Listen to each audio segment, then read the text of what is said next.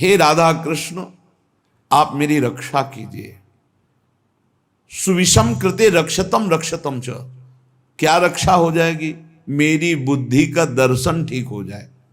ये जो बुद्धि निश्चय कराती है ना, बहुत गलत निश्चय कराती, इसमें सुख इसमें सुख इसमें सुख, धिक्कार है। भगवान की कृपा से दिव्य मानव देह प्राप्त करके दिव्य आध्यात्मिक सुख प्राप्त करने की लालसा रखनी चाहिए, ना कि भोग दृष्टि से देखना चाहिए। हे प्रभु मेरी रक्षा करो, मेरी बुद्धि शुद्ध हो, नहीं तो दुर्गति पक्की है, पक्की दुर्गति है। फिर जब काम अपना अधिकार जमा लेता है हृदय में, तो क्रोध का तांडव शुरू हो जाता है, नाक में गुस्सा रहता है, छोटी छोटी बातों में वो अपने पूज्य जनों को भी कटु वचन, कठोर व्यवहार, हिंसादि भी कर सकता है। जैसे बड़ा भ्राता पिता के तुल्य होता है, पिता माता ये भगवान के तुल्य होते हैं, पर क्रोधी पुरुष इन पर भी हाथ उठा देगा, इनको भी अपमानित कर देगा। हो सकता है क्रोध ज्यादा बढ़ जाए तो हिंसा भी कर सकता है। ये राक्षसी बुद्धि के लक्षण हैं, जो माताओं बहनों में काम भाव देखना और क्रोध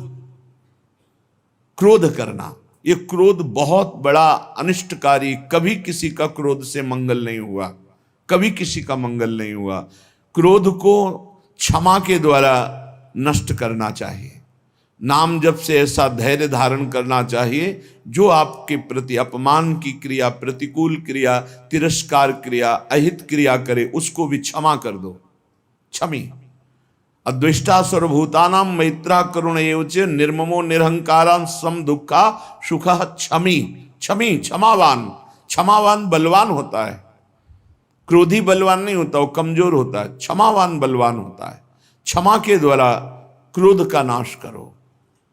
प्रिया प्रीतम के स्मरण से, उनके चरणारविंद के चिंतन से, उनकी लीला गायन से अपने बुद्धि को इतना परिपक्व करो कि अगर गृहस्थ हो तो अपनी पत्नी के सिवा सर्वत्र जननी भाव हो, पूज्य भाव हो।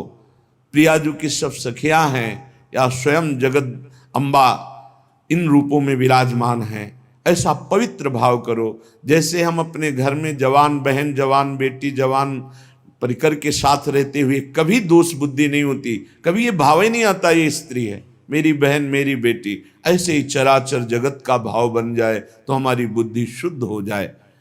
असूया, क्रोधासूया, असूया दूसरों के गुणों में दोष देखना, किसी भी व्यक्ति का छिद्रावेषण करना, इसमें क्या दोष है, ये देखने का अधिकार केवल गुरु को है या पूज्य जनों को है, वो भी अपने निज शरणागतों के, अन्य के नहीं। और वो भी उसे निर्दोष करने के लिए, निंदा या अपमानित अवहेलना करने के लिए नहीं।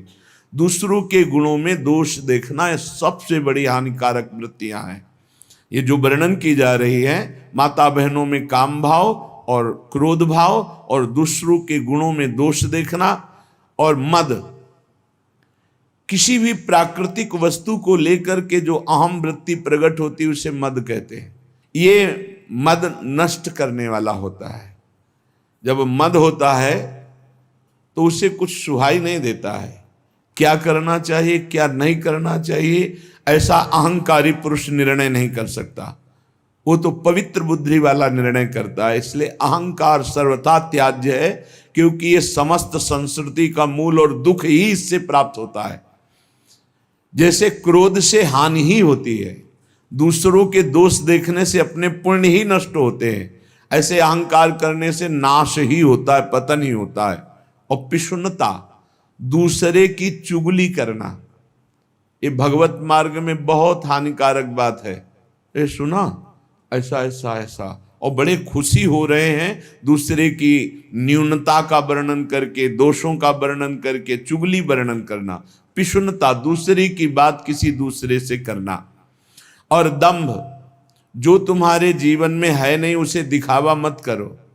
जो हृदय में है, जो वाणी में है, वही आचरण में होना चाहिए। अगर तीनों का मिलान नहीं होता तो उसे दंभ कहते हैं। वाणी से कुछ और, हृदय में कुछ और, आचरण में कुछ और, उसे दंभी पुरुष कहते हैं। जिसका वचन एक, मन एक, आचरण एक, उसे संत कहते हैं, उसे भगवत भाव वाला महाभागवत कहते हैं।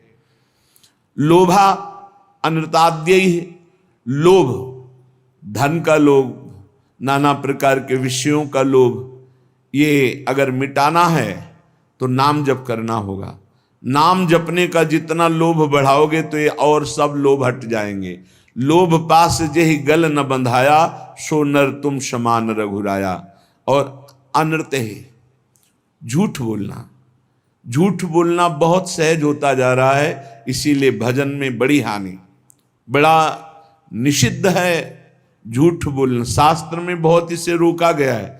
आज तो झूठे ही लेना, झूठे ही देना, झूठे ही भोजन, झूठ चवेना, हर बात में झूठ बोल रहे हैं लोग। झूठ को पाप ही नहीं समझ रहे, वाणी को शासन में नहीं ले रहे कि मुझे सत्य बोलना है, बस झूठ पे झूठ, जितना नाटक बोला जा सके, यहां तक कि अपने गुरुजनों से भी झूठ। अब इससे ज्यादा क्या होगा? संसार में एक जगह ऐसी है जहां झूठ वैसे तो कहीं नहीं बोलना चाहिए, पर किसी भी कारण से गुरुदेव से तो बोलना ही नहीं चाहिए। अगर गुरुदेव से झूठ बोला तो गुरु से कपट, मित्र से चोरी, या हो निर्धन या हो कोढ़ी। इस जन्म में नहीं तो अगले जन्म में तुम्हें कुष्ठ रोग होगा, गलित कुष्ठ होगा। गुरुदेव से अनृत बोलना, कपट करना, छल छुपाव करना, चलो इस जन्म में नहीं तो कल्याण तो नहीं होगा, मोक्ष को तो प्राप्त होगे ही नहीं, अगला जन्म जरूर कुष्ठी बनोगे, या फिर ऐसी दरिद्रता को प्राप्त होगे कि जो जीवन भर महान कष्ट देता रहे। अनृत बोलना, झूठ बोलना, क्यों बोलना? अगर हम गलत हैं तो फिर हमें दंड मिलना चाहिए, हमारा सुधार हो जाएगा, पवित्र हो जाएंगे। गलत नहीं है तो तुम जो सोचा करो, हम सत्य बोलेंगे। व्यापार आदि के लिए भी झूठ बोलने की कोई आवश्यकता नहीं, सब कोई जानता है मुनाफा के लिए व्यापार होता है। आप अपना नियत जो मूल्य है उसमें मुनाफा जोड़ करके आप बेचिए, झूठ मत बोलिए।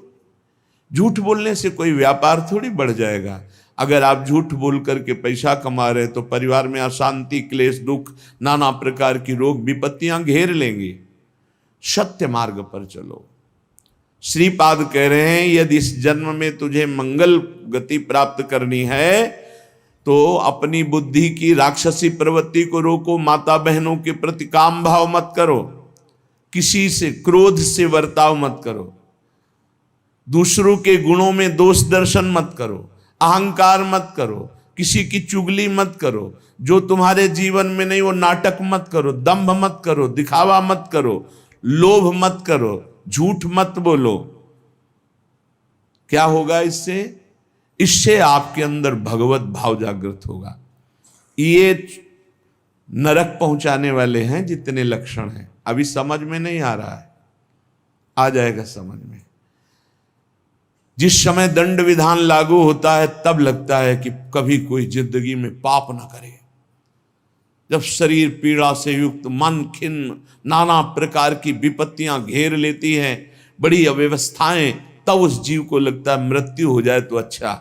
तो क्या होगा? मृत्यु हो जाने पर तुम कोई सुविधा में पहुंच जाओगे क्या? भारी दुख। मृत्यु के बाद कोई सुख? अरे सुख तो इस मनुष्य शरीर में है। इस मनुष्य शरीर से परमात्मानंद प्राप्त कर सकते हो, अखंडानंद प्राप्त कर सकते हो, भगवत प्रेमानंद प्राप्त कर सकते हो। भूल गए विषयानंद में, और जब विपत्ति आई तब मृत्यु को मनाने लगे। एक एक चेष्टा का बड़ा बड़ा कष्ट है। तो जिसने कभी दूसरों को, भूखों को भोजन पवाया है, प्यासे को जल पिलाया है, किसी की भारी दुख में सम्मिलित होकर दुख निवृत्ति की है और भगवान नाम जप, तो ऐसी स्थिति को वो सह पाता है। उस समय भी गंभीर मुद्रा में वो भगवान का स्मरण उस दुख से विक्षिप्त होकर नहीं छोड़ता। वो पवित्र अंतःकरण वाला उस भारी कष्ट अवस्था में भी भगवान नाम स्मरण।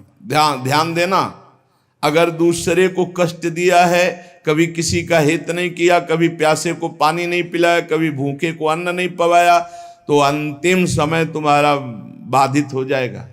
जो सत मार्ग है वो बाधित हो जाएगा। ये सिद्ध महापुरुष बोल रहे हैं। जो पुरुष कभी झूठ नहीं बोला, जो कभी किसी से झगड़ा नहीं करवाया, किसी किन्हीं का स्वभाव होता है, दो मित्रों के बीच में झगड़ा करा देना, पति पत्नी के बीच में झगड़ा करा देना, ऐसा।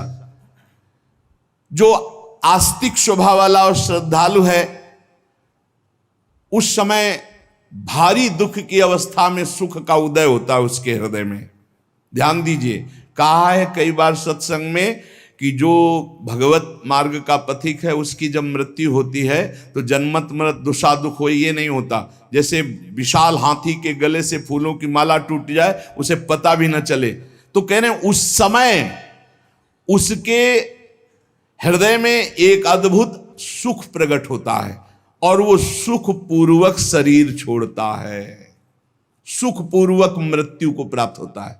सुख पूर्वक मरना, आनंद पूर्वक, जैसे स्वप्न, स्वप्न में इस शरीर का भान नहीं रहा, नहीं रहता, सैया में पड़ा है, ऐसे स्वप्नवत शरीर छूटा और वो जो देवता की, जिस इष्ट की आराधना की, वो वहीं प्राप्त हो जाता है जाकर। पर यह साधारण नहीं है सुखपूर्वक मृत्यु होना। जो सदैव अपने गुरु की आराधना में संलग्न रहा है, कभी किसी वैष्णव की निंदा नहीं की है, सात्विक भोजन पाया है। हम आपको सच्ची कहते हैं, जो शास्त्रों में मना किया गया है उसके अनुभव के चक्कर में मत पड़ना। ऋषियों ने अनुभव करके बताया, मत खाना। भजन में अगर चलना है तो प्याज, लहसुन, मसूर की दाल, जो जो भी मना किया गया मान लो। ब्रह्म ऋषियों ने जो जो निषेध किया है वो नहीं पाना चाहिए। यहां कह रहे हैं जो गुरु की सेवा में संलग्न है, जो किसी की निंदा नहीं की और जो सात्विक आहार करता है, सतोगुणी आहार करता है, और जो लज्जाशील है और भगवान की शरण में है, मृत्यु के समय उसे कष्ट नहीं होता, उसे कष्ट नहीं होता। जो सात्विक आहार करता है, गुरु सेवक होता है, कभी किसी की निंदा नहीं करता है, उदार वृत्ति होती है, जो गुण गंभीर स्वभाव वाला होता है, भगवान का आश्रय लिए होता है, वो अंतिम समय सुख पूर्वक मरता है। भाई जी कैसे गए? जैसे कोई गाड़ी में चढ़ने जा रहा हो, सबसे ऐसे मिलके गए। अगर मन वचन शरीर से कभी किसी को कुछ भी दुख पहुंचा हो तो आज मैं राधा माधव के पास जा रहा हूं, मुझे क्षमा कर देना। भाई जी महाराज बड़ा करुण क्रंदन, निज जन सब एकदम आर्त भाव, भाई जी सबसे ऐसे हाथ जोड़ते हुए, ये मृत्यु है। और इधर पूज्य पंडित गया प्रसाद जी ने देखा पालकी में नवीन सखियां और एक नई किशोरी बैठी हुई, देखा रहे तो भाई जी महाराज जा रहे हैं वृंदावन। गिरिराज जी की तलहटी में देखा कि भाई जी महाराज आ रहे हैं वृंदावन। तो हे पिताश्री, जो मनुष्य कामना से युक्त होकर के, क्रोध से युक्त होकर, द्वेष से युक्त होकर अपने धर्म का त्याग कर देता है, शास्त्र की गुरु की आज्ञा का पालन नहीं करता है, वो मृत्यु के समय भयानक दुख को प्राप्त होता है। उस समय सब चतुराई विस्मृत हो जाती है। अब उस समय क्या आएगा चिंतन में, वही बनना पड़ेगा जो आ जाएगा। जिन्होंने मृत्यु काल उपस्थित होने पर भगवद आश्रय लिया है, उनको जलन नहीं होती। जिन्होंने जीवन में किसी की भी मृत्यु का अवसर समय, तभी कहते हैं ये लाभ एक बार जरूर सब ले। आसपास कोई पशु पक्षी मनुष्य मरणासन में हो, उसके पास जाके नाम सुना दो, चरणामृत पिला दो, वृंदावन की रज लगा दो। अपने लोगों के पास ये होना चाहिए। एक बार हमने कहा था कि एक छोटी सी बैग सबके पास कपड़े की होनी चाहिए, जिसमें चरणामृत, रज, जपमाला, चतुराशी जी, सेवकवाणी, सुधा निधि, ये हमारी सामग्री हमारे पास है। कभी भी प्राण निकले तो है। अगर कभी किसी दूसरे को ऐसा अवसर कि प्राण निकल, तो आप थोड़ी रज लगा दिया मस्तक में, चाहे पशु ही क्यों न हो, उसके मुख में एक कण रज का डाल दिया, चरणामृत डाल दिया, नाम सुना दिया, राधा राधा राधा राधा। अब ये वो बीज बो गया जो आपके अंतिम समय काम आएगा। जब आपका अंतिम समय होगा तो भगवान किसी को भेजेंगे या स्वयं आएंगे और आपके मंगल का संविधान रच देंगे। जीवन में एक बार तो कर लो, आसपास कहीं पड़ोस में कहीं कोई ऐसा दिखाई दे अवसर, आजकल तो लोग इतने बेपरवाह हैं कि सामने कोई तड़प रहा है, एक्सीडेंट हो गया है तो वीडियो जरूर बना लेंगे, खिड़की खोल के गाड़ी बढ़ा के निकल, कौन झंझट में फंसे। तो तुम जब फंसोगे तो तुम भी ऐसे तड़पोगे। ऐसा नहीं, प्राप्त सेवा का तिरस्कार करने वाले को दंड मिलता है। प्राप्त सेवा तुमने देखा, इसको जरूरत है मेरी इस समय, भूल जाओ सारे कार्यों को और अपने स्वार्थ को कि तुम्हारे साथ व्यवहार क्या होगा, उसको तत्काल गोद में उठाओ, गाड़ी में बैठो, अस्पताल ले जाओ, जो होगा बाद में देखा जाएगा। पहले प्राप्त सेवा का पालन करो, प्राप्त सेवा का त्याग नहीं करना चाहिए। जब ये नीच मनुष्य दूसरों को कष्ट देना, झूठी गवाही देकर के फंसा देना, पैसे के बल से, ध्यान से सुना जाए, पैसे के बल से निर्दोष को दंड दिलाना या निर्दोष को दंड देना। एक वकील साहब कह रहे थे अपने यहां जो है कि हमको तो वकालत पढ़ाई ही इसीलिए गई कि जो हमारे पास आवे हम उसको जितावें। भाई ठीक है, सांसारिक व्यवहार में आपको ऐसी शिक्षा दी गई होगी, लेकिन हमारा अध्यात्म ऐसी शिक्षा नहीं देता। अध्यात्म शिक्षा देता है कि तुम अपनी वकालत का प्रयोग दूसरों की रक्षा करने के लिए करो, और जो जुर्म करने वाले लोग हैं उनको दंड देना मानो उनको पवित्र करना है। अगर आप जानते हैं ये जुर्म से युक्त है, दोष से युक्त है, और पैसे के बल से उसको निर्दोष साबित कर देते हैं, तो वो और आप दोनों दंड के भागी बनेंगे, परिणाम में आपको दुख भोगना पड़ेगा। अगर उसे दंड मिल जाता है तो वो पवित्र हो जाता है, आप बच जाते हैं। आपकी वकालत होनी चाहिए दूसरों को बचाने के लिए, जो निर्दोष हैं, और जो दोषी हैं उनको दंड देना, ये वकालत का आपका फल होगा। क्योंकि आप अच्छे वकालत करने वाले हैं तो निर्दोष को बचाइए, और दोषी को सजा मिले तो दोषी भी पवित्र होगा और आप भी पवित्र हो जाएंगे। जो लोग झूठी गवाही देते हैं, जो पैसे के बल से दूसरों को, जो निर्दोष हैं उनको दंड दिलाते हैं, दोषियों को मुक्त कर देते हैं, चाहे कोई भी हो, जो बुरी बातों का उपदेश देकर भोले भाले लोगों को फंसाते हैं, जो शास्त्र और संतों की निंदा करते हैं, उनका जब मृत्यु का समय आता है तो भयानक दुख होता है, और उस दुख के समय उनकी दुर्गति का रूप सामने होता है। सुअर, कुत्ता, राक्षस क्या बनना है वही सामने आया और वही उनकी योनि प्राप्त होगी। फिर वो तड़पते हुए मृत्यु को प्राप्त होते हैं। श्री जैमिनी जी ने एक दिव्य पक्षी उनके सामने प्रकट हुआ। ब्रह्म ऋषि किसी भी रूप में अपने जनों को उपदेश देने के लिए प्रकट हो सकते हैं। चैतन्य तेजोमय पक्षी।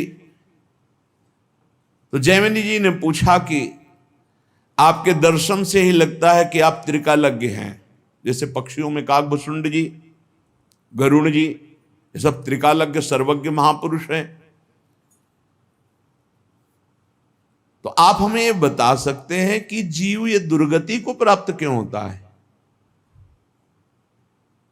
चैतन्य घन परमात्मा का अंश अपने को आनंद की खोज के लिए भोगों में फंसा रहा है, ऐसा क्यों होता है? तो उस दिव्य पक्षी ने कहा, महर्षि, मैं आपके मन के संशय को देखकर ही पक्षी रूप धारण करके आया हूं। पूर्व काल में एक परम बुद्धिमान भृगुवंशी ब्रह्म ऋषि थे। उनके सुमति नाम का एक बहुत ही तेजस्वी पुत्र हुआ। जब वो बड़ा होने लगा तो वो शांत और जड़वत पागल, कुछ नहीं बोलना, एक शब्द नहीं बोलना। जब उपनयन संस्कार यज्ञोपवीत हुआ, ब्रह्म ऋषियों में होता है, तो पिता ने कहा, सुमते, आज तक मैंने तुमसे कुछ नहीं कहा, लेकिन अब तुमको गायत्री अध्ययन, मंत्र अनुष्ठान, वेदाध्ययन ये सब करना होगा। भिक्षान्न से शरीर पोषण करो, गुरुकुल में वास करो, वेदों का अध्ययन करो, गायत्री अनुष्ठान करो, पूर्ण ब्रह्मचर्य। ब्रह्म तेज संपन्न हो, फिर गृहस्थाश्रम में प्रवेश करो और उत्तम धर्म का अनुष्ठान करके भगवत प्राप्ति करो। मनुष्य जीवन का यही लक्ष्य है। प्रथम चरण जिंदगी का जिसका ब्रह्मचर्य से जाता है, पूरा जीवन आनंदमय होता है। आज ऐसी दुर्दशा हो रही है कुसंग से, कुछ मोबाइल का कुसंग, कुछ बच्चों का ऐसा कुसंग कि क्रम बाय क्रम ये रोग फैलता चला जा रहा है। ब्रह्मचर्यहीनता, ब्रह्मचर्य का त्याग, सर्वतो भावेन ब्रह्मचर्य का नाश ही आज के बच्चे सुख मान रहे। जब प्रथम नींव ही गलत हो गई तो महल कैसे खड़ा होगा? फिर जिंदगी अशांत।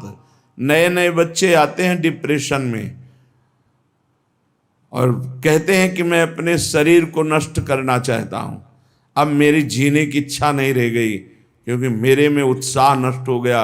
हर समय हम डिप्रेशन में रहते हैं। पहला आश्रम ब्रह्मचर्य आश्रम है सबका पहला आश्रम ब्रह्मचर्य।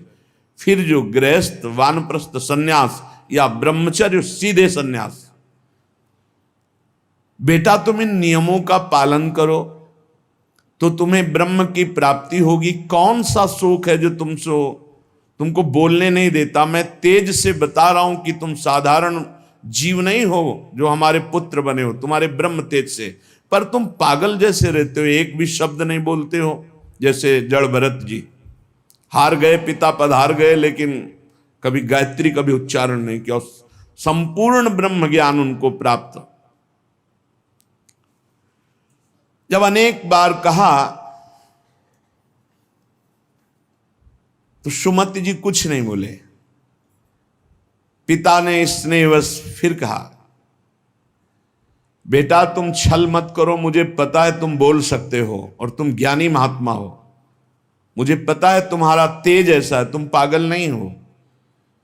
जब बार बार कहा तब सुमति ने हंस दिया और उसका, पिताजी ये जो आप उपदेश कर रहे हैं ये बहुत बार, बहुत जन्मों में कर चुका हूं।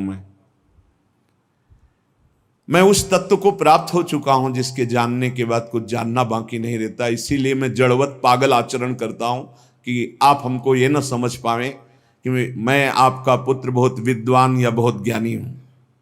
जो आप उपदेश कर रहे हैं बहुत जन्म अनुष्ठान कर चुका हूं। मैं त्रिकालज्ञ हूं, मुझे तीनों कालों का ज्ञान है, भूत भविष्य वर्तमान। त्रिकालज्ञ तब होता है जब भगवत स्वरूप में तदात्म हो जाता है। तो भगवान सर्वज्ञ है तो वही सर्वज्ञता अंश रूप में उतरती है तो वो भी सर्वज्ञ हो जाता है। मैंने बहुत से शास्त्रों का ज्ञान प्राप्त किया, वो अक्षरशः मुझे सब भगवत कृपा से स्मृति में व्याप्त है।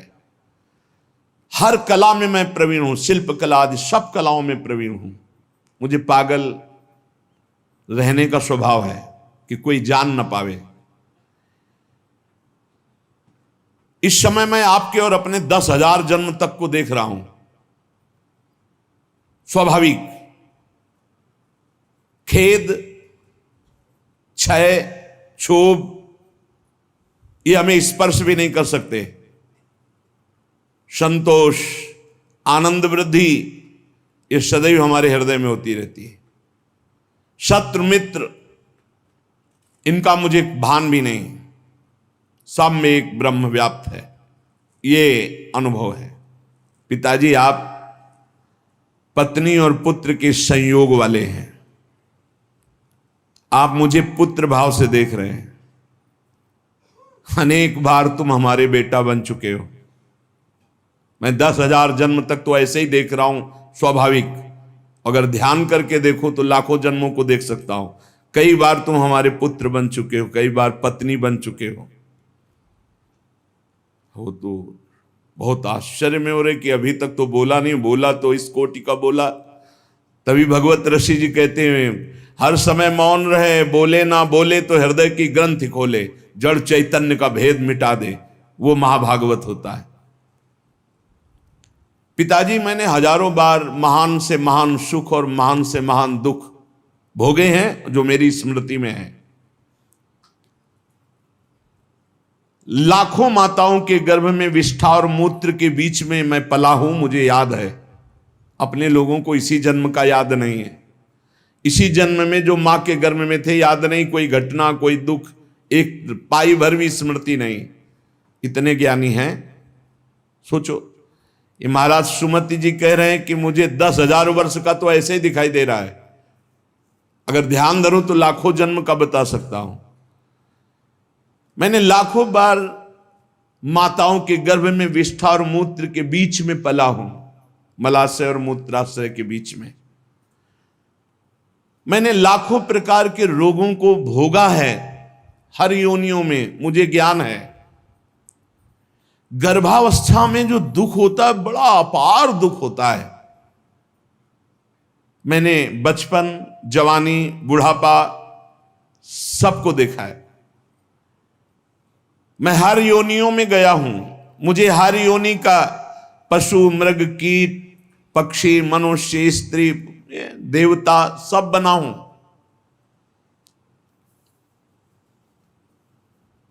मैंने हर सुख को देखा है, स्वामी का सुख, भृत्य का, दास का, इंद्र का, दरिद्रता का। मैं कई बार स्त्री भी बनाऊं, कई बार पुरुष भी बनाऊं, मैंने सब सुख देखा है। आप जो पूछ रहे कि तुम जड़वत क्यों रहते हो, मौन क्यों रहते हो, मैंने सब देखा है। पिताजी राग, हर्ष, भय, उद्वेग, क्रोध, अमर्ष, वृद्धावस्था, मृत्यु, सबके दुख का मुझे ज्ञान है। जब इस तरह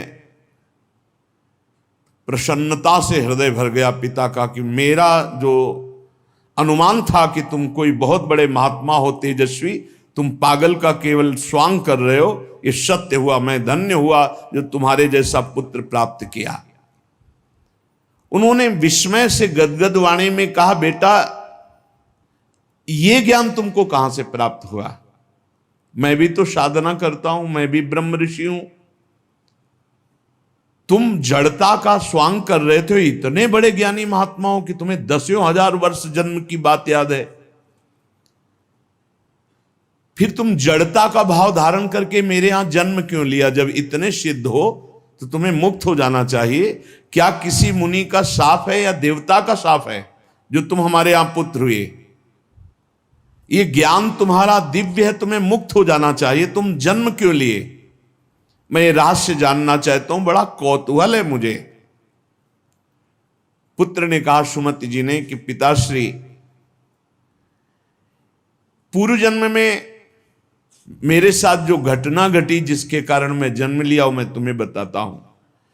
पूर्व काल में मैं निरंतर परमात्मा का ध्यान करने वाला महात्मा था, ब्रह्म ऋषि, अध्यात्म विद्या में पराकाष्ठा को पहुंचा हुआ महात्मा, समस्त अष्टांग योग से सिद्ध। देख लो, निरंतर भगवत अभ्यास में लगे रहना, संत पुरुषों का ही संग करना, अपने स्वभाव विचार परायण रखना और तत्वमसि इस महावाक्य की स्थिति प्राप्त करना। परमात्म तत्व में मेरी हर समय अभ्यास से स्थिति हो रही थी। बड़े बड़े साधक मेरे शिष्य बनने लगे। मैं बड़े बड़ों का प्रश्न का संदेह निवारण करता और मैं आचार्य पदवी पर बैठ गया। पर मेरा एकांत सेवन, भगवत चिंतन, इस पे बाधा पड़ गई। दैवात, किंचित बचा हुआ अज्ञान मेरे अभ्यास में बाधा डालने लगा। मेरा ब्रह्म भाव में जो रति हो रही थी पलट गई। हो रही थी, पूरी हुई नहीं थी। अगर हो गई फिर नहीं पलट सकती। जैसे भुना हुआ चना दोबारा नहीं जग सकता। मेरा एकांत सेवन नष्ट होने लगा, मेरे सद्भावनाएं नष्ट होने लगी और मैं संभल नहीं पाया और प्रमाद स्थिति में मेरी मृत्यु हो गई। पर मैं सत्यमय जीवन व्यतीत किया था, उसके प्रभाव से मुझे पुनः ब्रह्म ऋषि कुल में ही जन्म हुआ और मैं पुनः ही ब्रह्म ऋषि। अब मैं किसी को उपदेश नहीं करूंगा। इसीलिए मौन रहता हूं पागल जैसा, ना चेला बनाऊंगा ना किसी को उपदेश करूंगा। इसीलिए मृग में आसक्त होने के बाद जड़ भरत जी ने भी यही स्वरूप रख कि डर गए कि फंस जाऊंगा, हरी घास भी नहीं खाई, बहुत सावधानी की जरूरत है। मुझे ब्रह्म चिंतन के प्रभाव से दसों हजार वर्ष जन्मों की बात अब भी स्मृति में है। वो बहुत सावधानी की जरूरत है।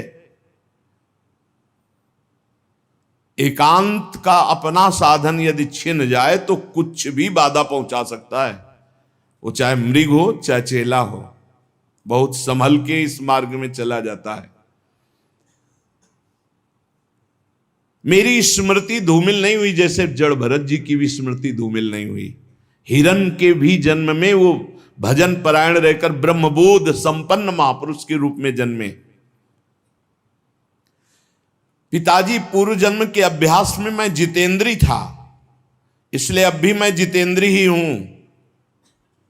केवल प्रमाद स्थिति आ गई, चिंतन में प्रमाद, बहुत सावधानी। अब भविष्य में मेरा जन्म नहीं होगा क्योंकि मैं सावधान हूं, अब प्रमाद नहीं होने दूंगा। मैंने जो दूसरों को ज्ञान दिया था उस ज्ञान का कहीं न कहीं मुझे अहंकार आ गया, इसलिए प्रमाद स्थिति आ गई। भ्रम न हो जाए, वो छुपा छुपी का खेल खेलता है, चेला नहीं है, वो जगत गुरु है। भगवान श्री कृष्ण कह रहे हैं मत्ता पर तरम नान्यत, मेरे सिवा अन्य कोई नहीं। तो कहीं गुरु बनने का अहंकार ना आ जाए। भगवान अपने भक्त की हर इच्छा को पूर्ति करते हैं तो वही आकर शिष्य रूप में शरणागत का स्वांग करते हैं। ये भूल गए तो देख ले, और कोई अपराध नहीं था, कोई अपराध नहीं था। प्रमाद स्थिति मैं ज्ञानी हूं, हम जागृत हो गया, एक जन्म बर्बाद हो गया। ब्रह्मबुद्ध इसलिए इस जन्म में बोल ही नहीं रहे, अपने पिता से भी नहीं। जब बहुत बार कहा तो करुणा करके बोले, जैसे जड़ भरत जी रघुगण से बोले। मैंने जो दूसरों को ज्ञान दिया था, ये ज्ञान देते समय नहीं होना चाहिए कि मैं उपदेश कर रहा हूं, मैं उत्तर दे रहा हूं। सच्ची नहीं, वो श्री भगवान अंदर से बोल रहे हैं। हृदय मंदिर भगवान का है, साउंड ये दिखाई दे रहा है और अंदर से भगवान बोल रहे हैं। जो उत्तर दिया वो मैं भी सुन रहा हूं। मैं उत्तर देने वाला नहीं हूं, मैं भी श्रोता ही हूं। उत्तर देने वाले श्री भगवान जगत गुरु जो सबके हृदय में बैठे हैं, वही कथयन्ति च माम नित्यम तुष्यन्ति च रमन्ति च, इसकी योग्यता प्रदान कर रहे हैं। वही अंदर से कथन करवा रहे हैं, वही उसी में रमण करवा रहे हैं, वही सुनवा रहे हैं। जो सत्य चिंतन करता है वो कभी व्यर्थ नहीं जाता। उसके प्रभाव से मुझे आगे कोई साधना नहीं करनी पड़ी और मुझे तत्वबोध हो गया। यही खास बात होती, मैं ब्याज सहित भजन मिलेगा, आगे कोई साधना नहीं करनी पड़ी। इस जन्म में स्वयं तत्वबोध संपन्न महापुरुष के रूप में प्रकट हो गए। जैसे जड़ भरत जी जन्म से सिद्ध, भजन कर नामे भक्ता प्रणश्यति, ये खास बात होती। 100 बार राधा राधा बोला है तो अगले जन्म में 101 बार से शुरू होगा, 99 से नहीं। मैं त्रिकालज्ञ हूं, अपना परिचय बता रहे हैं। और ये तीनों कालों का ज्ञान साधारण धर्मों के पालन से या कर्म कांड से इनसे नहीं प्राप्त होता है। ये भगवत चिंतन ब्रह्म चिंतन से प्राप्त होता है। पिताजी मैं जन्म से ही सन्यासी हूं, मुझे ये शिक्षा की अब जरूरत नहीं कि आप ब्रह्मचर्य धारण करो, आप जाओ एकांत सेवन करके फिर गृहस्थाश्रम, फिर वानाप्रस्थ, फिर सन्यासी। मैं जन्म सिद्ध सन्यासी हूं। मेरे से चूक हो गई, जरा सी चूक में जन्म हो गया। हिरन में आसक्त जरा सी चूक में, बहुत बड़ा गेम है ये। चूक नहीं होनी, ये खेल है, चूक नहीं होनी चाहिए। अच्छा, खास बात देखो, चूक कहां हुई है। और जब भगवान की शरण में होता है तो भगवान कह रहे अंतिम चूक को मैं सुधारता हूं। इसीलिए सर्वश्रेष्ठ भगवान की भक्ति है, शरणागति है। हे इतने बड़े महात्मा की चूक हुई और अगला जन्म हुआ और जीवन भर वैश्यागमन करता रहा। अंत समय नारायण बुलाया तो परम पद पहुंच गया। पुत्र के बहाने नारायण बोल, भगवान नाम, इसीलिए हम नाम जप की महिमा को बार बार गाते हैं। मैं क्या हूं इसको छोड़ो, आप क्या है प्रभु, मैं समझ गया। राधा राधा राधा राधा राधा राधा, परम पद मिल गया। अब ये बहुत सरल लगता है ना, इसलिए फ्री किसी को हीरा दो तो कांच ही समझेगा, और दाम लगा के कांच दो तो उसको माथे पे लगाएगा। 1 लाख में खरीदा है, भले चमकीला रंगीन कांच ही हो या सफेद कांच हो, और अगर फ्री हीरा दो तो उसको लगे हीरा फ्री कैसे दे सकता है, नहीं ये तो कांच ही होगा। पैसा लगा के फ्री सत्संग मिल रहा है तो समझ में नहीं आता, फ्री सत्संग मिल रहा है, फ्री एकांतिक मिल रहा है तो समझ में नहीं आता।